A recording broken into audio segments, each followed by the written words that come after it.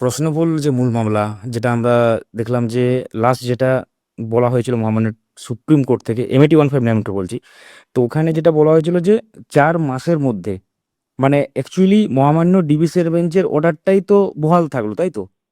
একদমই তাই, হ্যাঁ। সুপ্রিম কোর্ট কোনো চেঞ্জ কিছু করেনি। তার মানে সেখানে আমি যদি ভুল না বলে থাকি, ওখানে বলা হয়েছিল সবাইকে নম্বর দিতে, ম্যাক্সিমাম 6 নম্বর, মানে এটিএম যদি আগে পেয়ে থাকে সে পাবে না, কিন্তু ম্যাক্সিমাম 6 নম্বর। কারো ক্ষেত্রে সেটা যদি আগে পেয়ে থাকে, যদি 1 নম্বর আগে এটার জন্য পেয়ে থাকে যেটা অরিজিনাল হচ্ছে, তার জন্য তাহলে সে 5 পাবে, এরকম ব্যাপারটা, তাই তো? একদম। ও, তাহলে এটা যে 4 মাসের মধ্যে বলা হয়েছে, এটা কিভাবে ইমপ্লিমেন্ট হতে পারে বলে আপনার মনে হয়? এবং মানে যেটা ডিভিশন বেঞ্চের অর্ডার যেটা বলেছে সেটা খুব ভালোভাবে বলতে গেলে ডিভিশন বেঞ্চ প্রত্যেককে নাম্বার দিতে বলেছে, কে মামলা করেছে কে মামলা করেনি সেসব বিচারের মধ্যে আনেনি ডিভিশন বেঞ্চ, সবাইকে নাম্বার দিতে বলেছে। মানে সুপ্রিম কোর্ট সেই হ্যাঁতে হ্যাঁ নিয়ে গেছে। অ্যাটেম্প কি করা বাধ্যতামূলক ওখানে যেটা বলা হয়েছিল? Division bench irrespective of attempt number দিতে বলেছে। আচ্ছা। আর বোর্ড আপিলে বলেছিল যে আমরা শুধু অ্যাটেম্পকারী যারা তাদেরকে নাম্বার দেবো।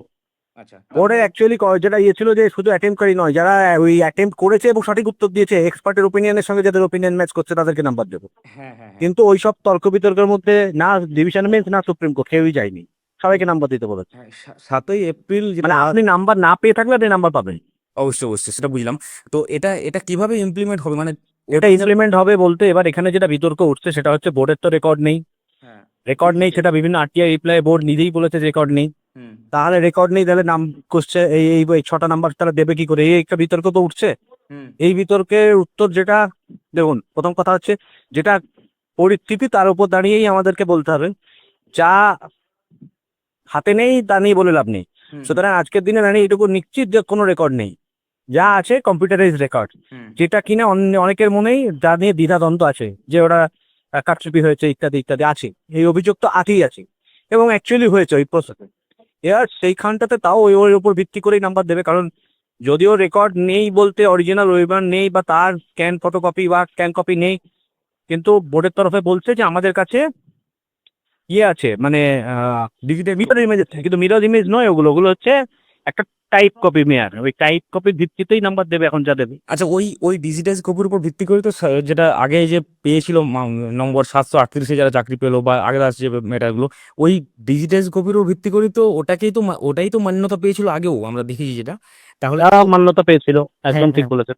আচ্ছা, তাহলে এখানে আরেকটা প্রশ্ন যেটা ইন সার্ভিসরা করছে, সেটা হচ্ছে প্রশ্নমূল্যে যারা পাস করে চাকরি করছে, সেটা 2022 রিক্রুটমেন্ট প্রসেসে অনেকে আছে, 2000 আর আগে আমরা দেখেছি আর কি।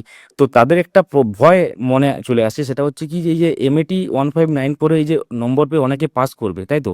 এবার আগে তারা যদি কোনো কারণে উম, যে ম্যাটারটা চলছে আর কি, সেই ম্যাটারটা যখন অ্যাকচুয়ালি এই 7 তারিখে যে রায়টা দেওয়া হয়েছিল তার আগে ওটা প্রশ্ন ছিল যদিও, তো তাদের ক্ষেত্রে কোনো ভবিষ্যতে অসুবিধা হতে পারে?